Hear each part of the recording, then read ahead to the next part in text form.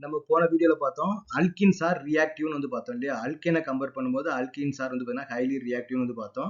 அப்ப double bond வந்துட்டாலே என்ன ஆகும்? அதுக்கு ரியாக்டிவிட்டி வந்து அதிகமாயிடும். ஸ்டெபிலிட்டி வந்து நமக்கு வந்து குறைஞ்சிரும். அப்ப நமக்கு பென்சீன் மாலிக்யூல் நமக்கு எப்படி இருக்கணும்? ரியாக்டிவிட்டி ரொம்ப அதிகமா வந்து இருக்கணும். அதோட ஸ்டெபிலிட்டி வந்து நமக்கு வந்து ரொம்ப புவரா வந்து இருக்கணும். ஏன்னா டபுள் பாண்ட் இருக்கனால. ஏன்னா அல்கீன்ஸ் ஆர் அன்ஸ்டேபிள் இல்லையா? அப்ப அல்கீன் வந்து ஒரு டபுள் பாண்ட் இருக்கும். இங்க வந்து 3 டபுள் பாண்ட் இருந்திருக்குது. அப்ப அந்த 3 டபுள் பாண்ட் இருக்கும்போது நமக்கு என்ன ஆகும்? அதுக்கு ஹைலி அன்ஸ்டேபிளா இருக்கணும் அப்படின்னு நம்ம நினைப்போம். பட் ஆனா அப்படி கிடையாது.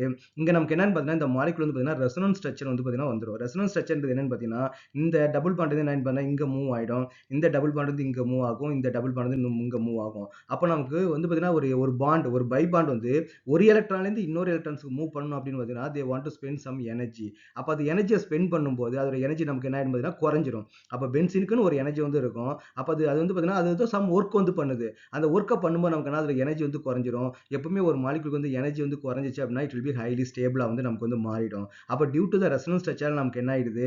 இதோட எனர்ஜி வந்து லூஸ் ஆகி இது வந்து பார்த்தீங்கன்னா, ஹைலி ஸ்டேபிளா வந்து ஆயிடும். அப்ப நம்ம என்ன பண்ணுவோம்? பென்சீன் ரிங் வந்து நம்ம வந்து அல்கீன் மாரி நமக்கு வந்து பிஹேவ் பண்ணணும் நம்ம எதிர்பார்ப்போம். ஆனா அது அல்கீன் மாரி வந்து பிஹேவ் பண்ணாது.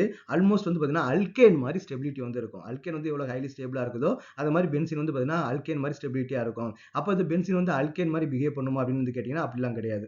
ஓகே, அல்கேனுக்கு நமக்கு என்ன பார்த்தீங்கன்னா, பிளஸ் எஃபெக்ட் வந்து இருக்கும். பிளஸ் எஃபெக்ட்னா எலக்ட்ரான் டொனேட்டிங் நேச்சர். அது யாராவது எலக்ட்ரான்ஸ் கேட்டாங்கன்னா குடுக்கக்கூடிய நேச்சர் வந்து இருக்கும். ஆனா பென்சீன் ரிங் வந்து பார்த்தீங்கன்னா, மைனஸ் எஃபெக்ட் வந்து இருக்கும். யாராவது எலக்ட்ரான்ஸ் வந்து குடுத்தாங்க அப்படின்னா, அது வந்து வாங்கிக்கும். இதுல இவ்ளோ எலக்ட்ரான் டென்சிட்டி இருந்தாலுமே, அது இன்னும் எலக்ட்ரான வாங்கறதுக்கு தான் ரெடியா இருக்கும். அப்ப மெத்தில் குரூப் என்ன பண்ணும்? எலக்ட்ரான்ஸ் வந்து குடுக்கறதுக்கு வந்து ரெடியா இருக்கும். அப்ப பென்சீன் மாலிக்யூல் வந்து பார்த்தீங்கன்னா, அல்கீன்லயும் சேராது, அல்கேன்லயும் சேராது. அது ஒரு தனி கேட்டகரியா வந்து இருக்கும். அப்ப அரோமேட்டிக் காம்பவுண்ட்ஸ் எல்லாமே பென்சீன பேஸ் பண்ணி எக்ஸ்ட்ரா ஸ்டெபிலிட்டியோட அது ஒரு தனி கேட்டகரியா வந்து இருக்கும்.